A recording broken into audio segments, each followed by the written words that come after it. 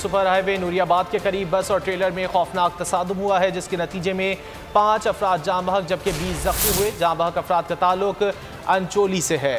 Rescue काम के मुताबिक जख्मियों को कोटरी लूनीकोट तालुका अस्पताल मुंतकिल कर दिया गया है, जबकि मुतासरा मुसाफिर बस कराची से खैरपुर जा रही थी। आपको आगाह कर रहे हैं, सुपर हाईवे नूरियाबाद के करीब बस और ट्रॉलर में खौफनाक तसादुम हुआ है और इस अफसोसनाक हादसे के नतीजे में 5 अफराद जाँ बहक हो गए हैं जबकि 20 अफराद ज़ख्मी हुए हैं। और ये बताया जा रहा है कि जो अफराद ज़ख्मी हुए हैं उनका ताल्लुक अंचोली कराची से है।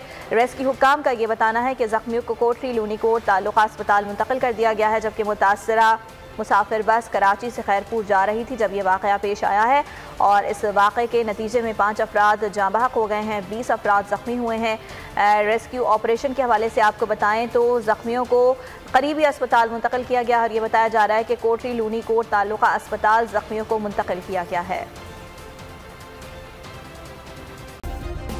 सब्सक्राइब करें और बेल दबाएं ताकि कोई खबर रह न जाए।